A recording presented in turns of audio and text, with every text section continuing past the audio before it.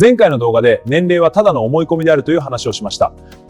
でもあなたの脳内にはまだこんな疑念が残っているはずです。僕も以前は同じように、そうは言っても体力も気力も20代には勝てない。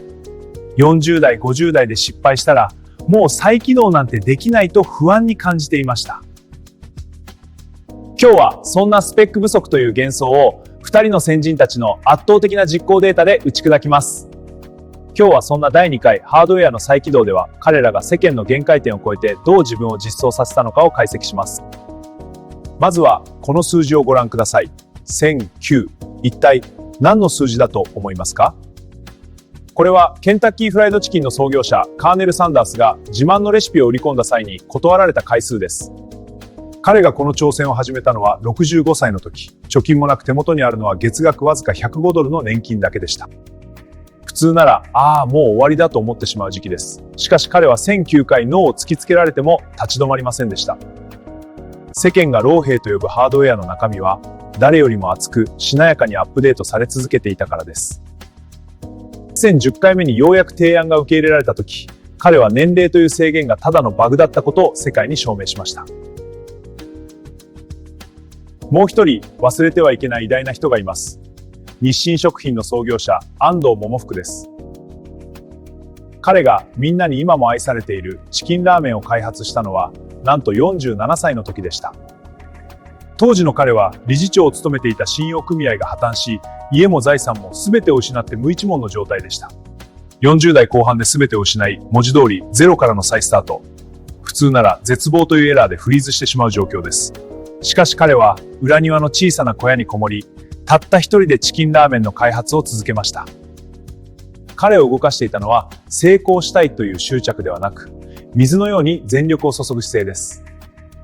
その小屋から生まれた一杯のラーメンが世界の食文化の歴史を大きく書き換えました。この二人に共通しているのは、世間が設定した限界点を自分の限界だと認めなかったことです。彼らは肉体というハードウェアの老化を嘆く暇があるなら、その中身をどう再起動させるかに全神経を注ぎました。もし今あなたが自分にはもう遅いと感じているなら、彼らの記録を思い出してください。僕も理不尽な離婚をした際は、過去の大病や倒産など立て続けに悪いことばかり起きる人生を恨みました。